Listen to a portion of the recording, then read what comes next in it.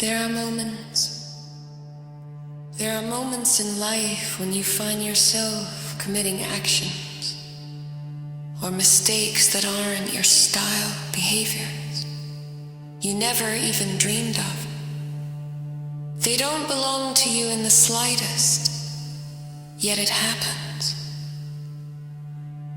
There are times when apologizing is so difficult, and above all, you fill yourself with excuses and justifications to avoid feeling your human limitations. And yes, when no one speaks, you have to think. Sometimes you can't do anything else.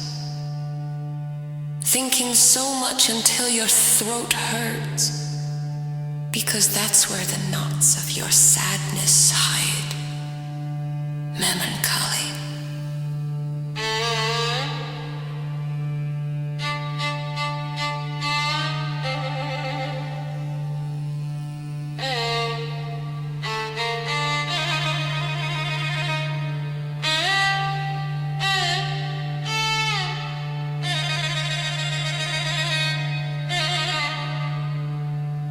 There are places and moments where many or too many throats are ready to scream. Then, just one silent throat is enough. Silence has a lot to teach. Sometimes it takes a lot of tact to remain kind in toxic, unhealthy situations. We believe we can manage them. And it is precisely this weak assumption of ours that brings us to the same level as them.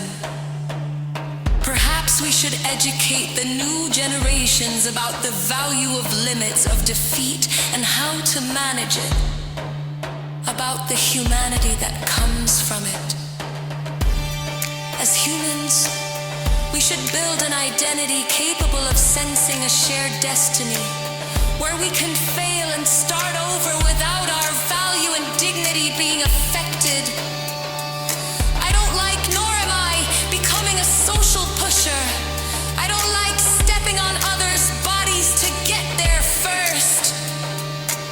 In this world of vulgar and dishonest winners, of false and opportunistic bullies, of the people who matter, who occupy power, who steal the present, let alone the future, from all the neurotics of success, of appearances, of becoming, to this anthropology of the winner, I far prefer the loser.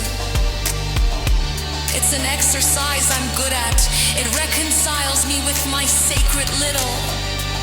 But I'm a man who prefers losing rather than winning with unfair and ruthless methods. A grave fault on my part. I know the beauty is that I have the nerve to defend this fault and consider it almost a virtue. Even if sometimes I just wish this melancholy, this pain would disappear. At the end of the pain, what do we know? It chases us tirelessly. Sometimes it catches up with us, and it often happens that we struggle, falling, getting up, and overcoming it. We try to live with it. Sometimes we delude ourselves into drowning it by sleeping with alcohol or some substance.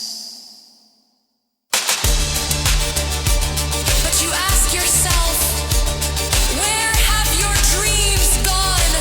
And shaking your head, you say, how quickly the years fly. And again you ask yourself, what have you done with your life? Where have you buried your best days? Have you lived or not? And then look, you say to yourself, look how the cold comes serenely into life, into existence, and into the world. And you think, please pour me 2 glasses full of caresses. I long for humanity and a sober sweetness. There are so many fragile things. After all, people break so easily, along with their dreams and hopes force emotions so frail that they fall into the abyss of anonymity after a breath of wind. There are people so lonely that they throw away their soul's dignity for a little love. Life has a limited time. No one is exempt from this limit. Too many times, too many people fall in love with their own pain, unable to do without it, as if it were an antidote to a love gone by. In the end, I believe that the more we protect ourselves, the more imprisoned we become. I think I feel myself slipping out of my own skin. It's when my old shell begins to squeeze me too tightly in a decidedly suffocating way. I must free myself or die. There is no mistake. It's just a message, as if existence itself took on an unbearable quality and seduced galaxies, scattering atoms of dust to hell. Solitude is a perfect term. It speaks of an eternal drive that ends every winter, and its sharp, cold winds amidst lonely screams and owls, just like frost when it first appears. At first, this drive ruthlessly disguises itself as a suicidal tendency with romantic fantasies or artistic outbursts that wear out the fingers. This anguish pushes me to expand my life and not contract within it. It wants to enrich it, not exhaust everything in it. I feel aching. I've always tried to live a deeper, broader, truer, and more meaningful version of my existence. I don't need to experiment to express everything I am, so I launch into another game to experiment with silent perimeters and cacophonous circumferences. Experiments are a kind of constant interrogation, like having the Gestapo in your brain and the neurons that betray you by brandishing their swastika.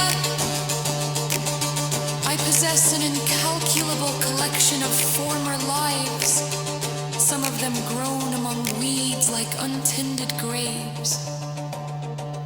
Others have become needy ghosts that haunt the corridors of my past.